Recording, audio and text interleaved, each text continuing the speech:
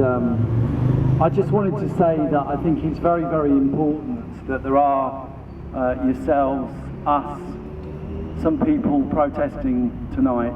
outside the US Embassy for a whole number of reasons. One of them just is the kind of forgotten suffering of a whole group of people,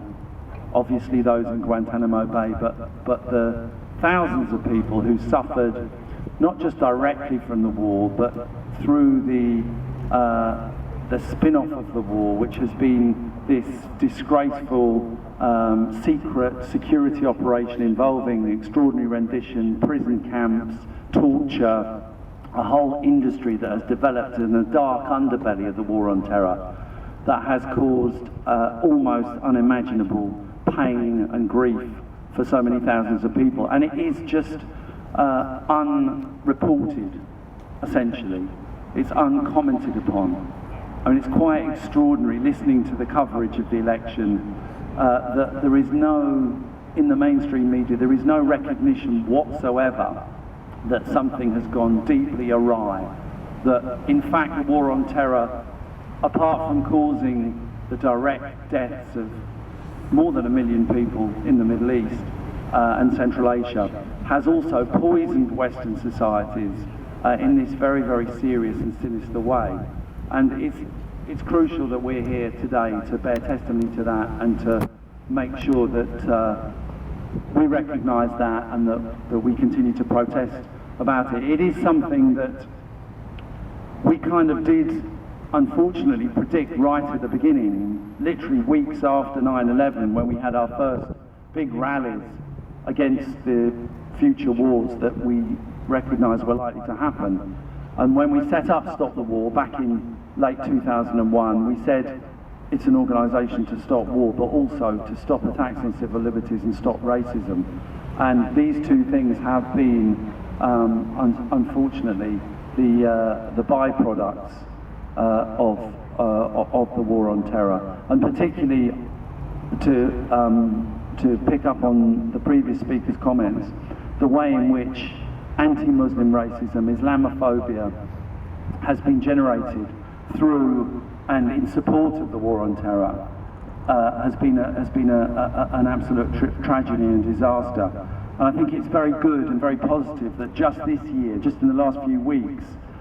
Stop the War and a whole range of Muslim organisations and civil liberties organisations have come together to say that from now on, November is going to be Islamophobia Awareness Month every year as a platform and a launchpad to mount a kind of counter-offensive against the demonisation of Muslims in our society. This is something that's not just happening in Britain, but it's happening across Europe and we hope later across the world. So the struggle goes on. The final reason why I congratulate the organisers today and urge everyone to keep up this kind of protest is that although I guess most of us do hope that Mitt Romney doesn't win the election and that Obama stays in office, nevertheless we have to be honest and we have to recognise the fact that both the parties are unfortunately committed to essentially more continuity than change when it comes to both foreign policy and of course to the attached policies on civil liberties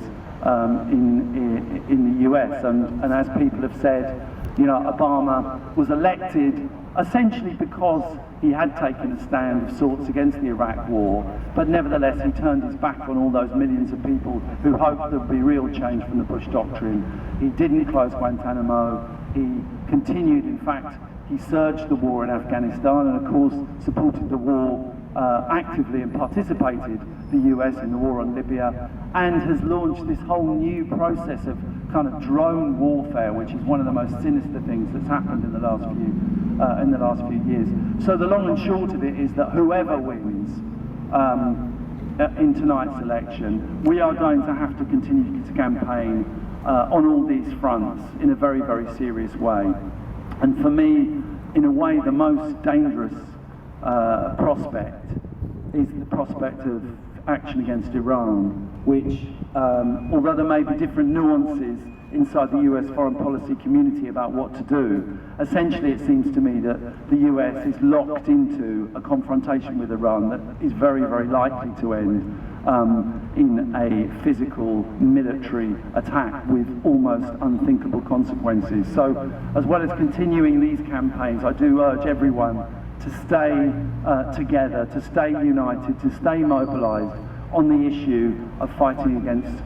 these terrible wars, because we're going to have to keep the campaign going. Thanks very much.